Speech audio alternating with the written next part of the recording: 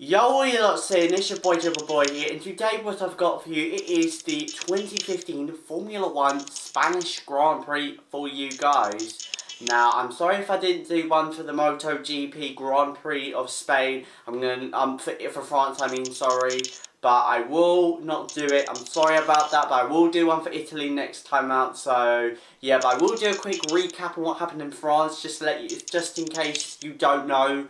So there's that, but I will be doing IndyCar as well. Like I said, I'm sorry for that. I had other recording stuff on YouTube to do, so yeah, I apologise, but at least I'm doing the Spanish Grand Prix for you guys right now. So let's get into today's video. So right off the bat, going into qualifying now. Before qualifying, Red Bull looked really strong, especially with their new lineup. By the way, if you didn't know, Danny Kvyat got demoted to Toro Rosso, and Max Verstappen got promoted from Toro Rosso to Red Bull. Now, what do I think of this? I think this was a bit too brutal and a bit too savage from Red Bull's Dietrich Mateschitz, the boss of Red Bull. Because, you know, Kvyat only made one mistake. Yes, he made two, you could argue, with China and Russia, but, you know, at the end of the day, it was just two accidents.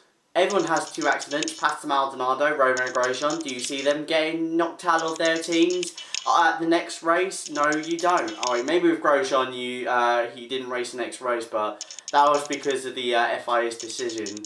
But even so, both teams didn't scrap their two drivers as quick as they can. But Red Bull did, and I was very surprised and quite annoyed by that, and quite sorry for Kvyat quite a lot, because he did so well to get into that Red Bull seat, and he looked like he was going to be the man that could become a future world champion, could be the next Sebastian Vettel, for all we know, if the Red Bull was competitive. So brutal shame for Danny Kvyat, but it's just the nature of the sport, and I guess with Dietrich, they decided enough's enough. We're putting you back into the Toro Rosso to teach you a lesson, and I'm gonna give Max Verstappen, the golden boy of Red Bull, the chance to make a name for himself in the top team of Red Bull. So yeah, not happy with that. So, yeah. So, back into Q1.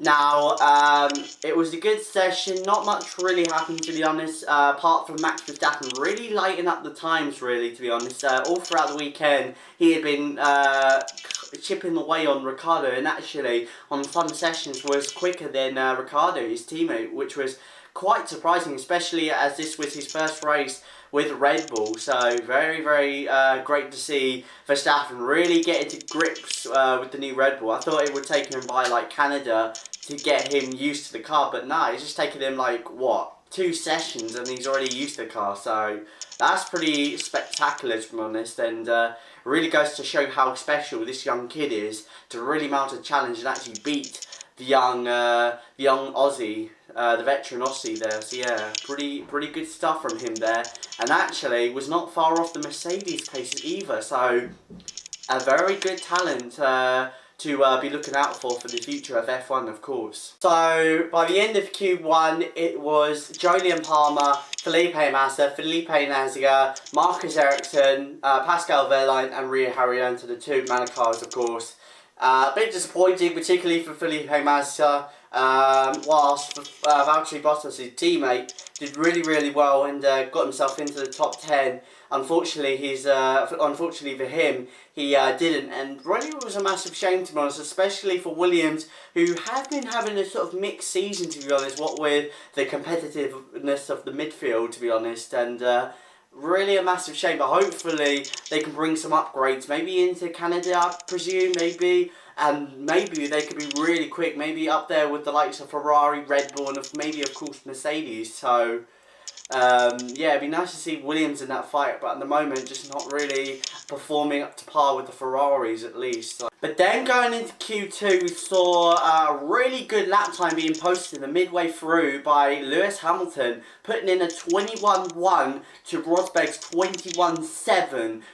Which was about 7 tenths, maybe 6 tenths quicker then Nico Rosberg, which is a massive chunk to be honest, because in the last session he was only about 2/10 shy of Nico Rosberg, and the fact now that he pulled 7/10 on that next lap in Q2 was quite spectacular. It really raised an eyebrow to whether Lewis can finally make that break in qualifying that he been struggling and really having bad luck in both China and Russia, and getting that pole position and really mounting a challenge to Rosberg's lead in Spain. But by the end of the session, it was Nico Hülkenberg, Jenson Button, Danny Kvyat, Romain Grosjean, Kevin Magnussen and Esteban Gutierrez. So Danny Kvyat not really having a good day, and this day getting from bad to worse. He starts 13 and actually gets beaten by his teammate Carlos Sainz Jr. So that is going to put a massive sting in the tail for the Russian there. His day going from bad to worse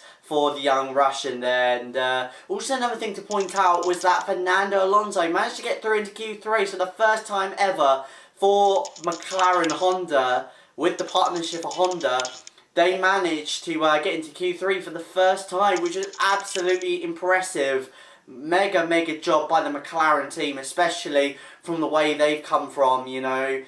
In the first race, they struggled so much. They were at the back of the grid. They had one car that did not start, and the other coming home in like a 12th place. It was really a torrid day for the McLaren Honda team, and to see them now being into Q3 for the first time, maybe not both, but one of them, is really impressive. So kudos to the McLaren team for pulling that off. So, yeah. So as we got into Q3, the big dog session, Max Verstappen was already beating Daniel Ricciardo in both Q1 and Q2. So really, Daniel had to really throw a big one on the last one, especially as he already went out again on Q2 to try and make sure he didn't get bumped out of Q2. So yeah, so he only had one set to run on his session. So but for Max Verstappen, yeah, he had two. So that was quite a luxury for Max, and really we were all thinking that Max was going to be ahead of Ricciardo for the first time, and actually beat Ricciardo for the first time ever in his career. So that would have been a massive achievement. But at the end of it, Ricciardo pulled a stunner of a lap. What a lap! That came out of nowhere, literally. On his one and only lap in Q3, pulled it off, managed to beat Max Verstappen by about, I think it was about 2/10, which is absolutely impressive. So, yeah, I mean, what a lap. Very nice and controlled. And as a result, got into third place, which was a stunning result. So whilst Max thought he had Ricciardo covered, Ricciardo saying, "Nope, you're not the team number one at Red Bull now. I'm the team number one." So that is pretty impressive from the Aussie there, and really stating his authority as number one driver. So yeah. But in the last few moments of the session, Nico really put a really stunner of a lap. Hamilton in his first run made a mistake. He locked up his brakes, ran wide in turn 10, and that cost him a chance of getting pole position, which we thought on his first run. But on his second run, he made that up and actually went quicker than what he did on his first run, and actually put it on pole by about, I think it was about 2/10 of a second. Rosberg getting a bit closer with a 22.2 to Hamilton's 22.0. So a fantastic job by Lewis Hamilton. A very calm and collected lap. No mistakes whatsoever, so that was good to see. Also further back as well, we had the likes of Kimi Räikkönen and Sebastian Vettel 5th and 6th. Not a good day for both Ferraris, to be honest. They were expecting them to take the fight to Red Bull and maybe be on the second row of the grid, but unfortunately that wasn't the case, so unfortunate for both Ferraris. Bottas in 6th, good job by him, especially as his teammates struggled really hard in that Williams. 7th was 8th was Carlos Sainz, good job, like I said, beating his new teammate Danny Kvyat. Pretty good for him, especially also in the top 10 as well in his home race, which is pretty cool as well. Sergio Perez as well, 90th place, good job by him, out-qualifying his teammate, which is awesome to see. And of course Fernando Alonso in that McLaren Honda for the first time in Q3 in that McLaren Honda, awesome to see, stellar job by McLaren, so yeah. As we got into the race, it was a good start from Lewis Hamilton. Nico Rosberg kind of made a better start, and as a result was in the slipstream of Lewis Hamilton, actually pulled a move around the outside, which actually worked for some unknown reason, but it actually did, which was awesome to see. That meant that Nico actually got ahead of Lewis Hamilton, but then as they came through the middle of the corner, Nico Rosberg made like this harvesting change or something like that. Anthony Davison, who analysed it, saw that when he came out of turn 3, he was harvesting the energy coming into turn 3 and out of turn 3 as well, which meant that Lewis Hamilton got a really good run going into turn 4. And as they go into turn 4, Lewis tries to go on the inside of Nico Rosberg, but as Lewis is going on the inside, thinking that it's going to work out, he's going to have the line into the corner, disaster shock, and that is Nico Rosberg turns into the side of Lewis Hamilton, puts Lewis onto the grass, collides with Nico Rosberg, and puts both the cars into the gravel trap at turn 4, and that was the end of both cars' races. So personally, what do I think about that incident? I think Rosberg was at fault with this. You saw this on my Snapchat, you know, I even cussed it out. By the way, if you haven't followed me on Snapchat, go follow me right here. So, yeah, but I did create a post cussing out Rosberg for that incident. It was absolutely stupid. Hamilton had the line into the corner. He had a car's width. He had every right to be there. And what did Rosberg do? He just chops him off, puts him on the grass, puts him into the gravel trap along with Rosberg himself as well. And that just ruins both cars' races. So really, really stupid. I mean, we've seen this in the past with Nico Rosberg in terms of sort of overtake combat to combat racing sort of thing. You know, he's not very good at that. We've seen it in the past in Belgium, and now to see it again really makes me feel like Rosberg doesn't know how to do. He's not very as good as. It's not as very skilled, I'd say, as Hamilton at wheel-to-wheel combat. So yeah, I mean, I don't know, man. It was just stupid from Nico Rosberg. I mean, he should have given him the room, to be honest. I mean, at the end of the day, it was the first lap, and you know, there's so many laps to go. Nico had every chance to come back and make an overtake on Lewis and really win the race. But the fact that he didn't and just pulled a stupid move is just unacceptable. Now, a lot of people would argue that Hamilton shouldn't have been doing that. It was a gap that was going to close. But at the end of the day, like Ayrton Senna said, like the big dog Ayrton Senna said, if you don't go for a gap when you're racing, you're no longer a racing driver. So, and that's what I live by every single time when I'm racing as well. You know, when you don't go for a gap in racing, you're no longer a racing driver. And I feel like that is what Hamilton did. I respect him for doing that. But I think Nico was in the wrong. And yeah, stupid. Absolutely unacceptable for Nico Rosberg there.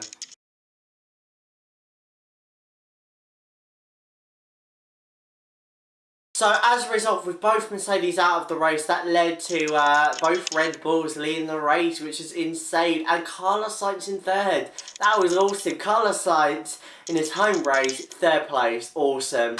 So Ricciardo led from Verstappen, but then afterwards the two Ferraris just got ahead of the Carlos Sainz. And really, Carlos just dropped back throughout the entire race, as far back as like 6th. So yeah, I mean, we all knew it was going to happen the other day. He was racing against some really quick drivers, including the Ferrari, so what do you expect at the end of the day? So, but still, to come in 6th place, a great drive by Carlos Sainz, especially on his home track. Awesome, really, really awesome to see. So, yeah. But at the front, we had this crazy battle between the two Ferraris and the two Red Bulls. They went at it hard at hammer and tongs. But first, Ricciardo came into the pits first to try and cover off Verstappen and the two Ferraris. He did manage to get ahead, and really it was the same. It was really the same after the pit stops. But Vettel did close on them, and actually in the mid part of the race, Sebastian Vettel made a really, really odd gamble, and that was to pit on lap 37. By the way, Verstappen and Raikkonen did pit on lap 31, which I thought was a bit surprising, to be honest, because you would assume that Verstappen and Raikkonen, you know, would stay out for a bit longer, maybe pit at the same time as Vettel, but no, they didn't. They pitted it really, really early, and that really triggered that Vettel move, and also the Ricciardo move about 7 laps later. So it was very, very weird, but yeah, it was a very, very risky decision as well.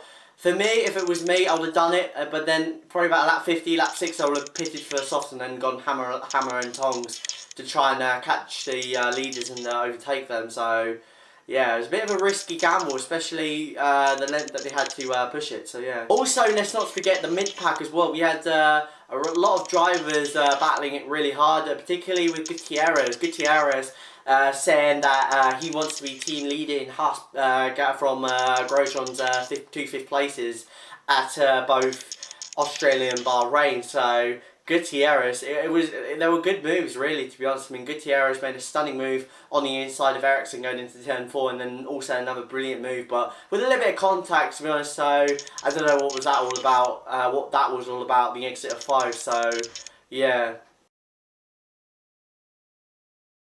Then afterwards, we saw Hulkenberg really slowing down on the onto the approach 11 and then up to 12.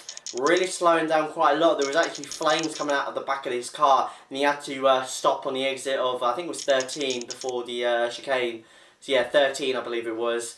And yeah, he had to stop. Hulkenberg actually, very funnily,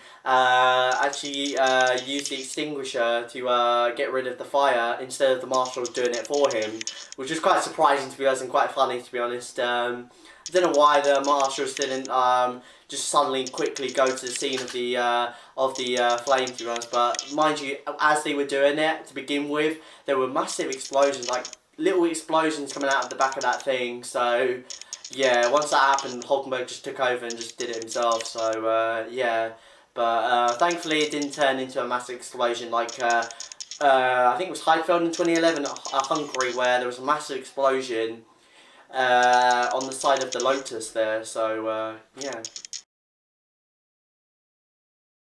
Then afterwards we had another retirement, and that was Fernando Alonso. I don't know what the problem was, but he retired on the exit of 3. Unfortunate for him there was no safety car. It was on the inside of turn 3, but thankfully no safety car was called out, no virtual safety cars either as well. So that was good to see. Bit unfortunate for Alonso, especially in his home track, but that's just the way racing is, to be honest. Sometimes, you know, you have these moments, especially in your home track, where something doesn't go your way and you have problems, that kind of stuff. So yeah, it's part of racing, yeah. Back at the front, we had this really sticky situation between Jolyon Palmer and Daniel Ricciardo. Daniel Ricciardo coming from his pit stop, dropping to 4th place after Vettel's supreme laps on the fresher tyres via the undercut. So yeah, that happened, and yeah, Ricciardo was trying to catch Vettel. He was behind Jolyon Palmer, but Jolyon being told he had to get out of the way of Ricciardo. Jolyon was said, like, no, like, I'm matching his times, that kind of stuff, which I thought was very, very sketchy from Jolyon Palmer, to be honest, because, you know, Jolyon's quick, you know, Jolyon's matching Ricciardo's pace. Surely you should have the right to not get blue flags, but mind you, if you have blue flags, you gotta get out of the way, because otherwise you get a penalty. So yeah, I think a bit cheeky from Jolyon Palmer, I've got to say, you know, to be honest, because he was sort of pushing the boundaries in terms of the blue flag limit, the blue flag rules. So yeah, but thankfully he did get out of the way, and yeah, he was quite upset with that. It did cost Ricciardo a couple of seconds as a result, but he did manage to make that up and actually close up to the back of Vettel. And then in the last like 10 laps, we got an amazing battle between the pair of them, both of them going at it hammer and tong. So going into the last few laps, we had this amazing battle between Ricciardo and Vettel, both of them slugging it out really hard. We even had a dive bomb at one point from Ricciardo. He pulled an insane dive bomb and almost ran to the side of Vettel going into turn 1. Vettel managed to stick it ahead of Ricciardo, and even seconds after he said this. if I don't avoid that, he's just going straight to my car. Honestly, what are we doing? Racing or ping pong? So obviously Vettel very displeased by Ricciardo's little antics there on turn 1. He actually did it again, but Vettel managed to cover it off on every single time. So yeah, so that happened. And back at the front, we had Verstappen and Raikkonen. Raikkonen closing massively on Verstappen, who both of them pitted on lap 31. And as a result of Vettel and Ricciardo pitting a couple laps after, they managed to get ahead. And really, Vettel and Ricciardo didn't really close up to the pair of them either, to be honest. So it was really a battle between Raikkonen and Verstappen for the win. And Raikkonen doing everything he could to pass Verstappen, but Verstappen on that last second was so supreme that Raikkonen had no chance to get ahead of him going into turn 1. He was literally trying everything to get ahead. You know, he was trying different lines, that kind of stuff, but really try and get as close as he can to pass Verstappen on that DRS straight. But unfortunately, every lap he tried, he couldn't get the move done. And as a result, at the end of the race, Max Verstappen, oh my God, he managed to win the race. It was a fantastic result for Max Verstappen. Totally deserved it. It was a totally flawless drive, especially covering off the massive pressure he had from Raikkonen at the last remaining laps of the race. And also, not to mention, Vettel and Ricciardo, they went at it hammer and tongue as well. Oh, by the way, Ricciardo had a puncher. He had a puncher with about 2 laps to go. Had a puncher, which was insane. So for the second time this season, I believe, he has a puncher, and but thankfully he did manage to limp home into the 4th place ahead of Bottas in 5th. So that was good to see. Carlos Sainz in 6th, good job by him as well. Great to see him in the points, especially also beating his teammate as well, his new teammate Danny Kvyat.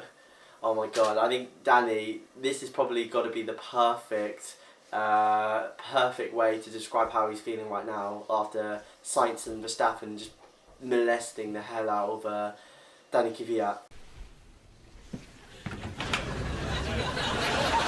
So yeah, Danny Kvyat's so upset from that. Sergio Perez in 7th, good job by him beating his teammate, but mind you, Hulkenberg had a problem anyway, so he was easily going to beat him. 8th was Felipe Massa. A good job by him as well. He started 17th, dropped to last, and then managed to get up to 7th. So good job by him there. Good drive by him. 9th was Jenson Button. Good drive by him, scoring points for McLaren Honda. That's awesome to see. And 10th is Danny Kvyat.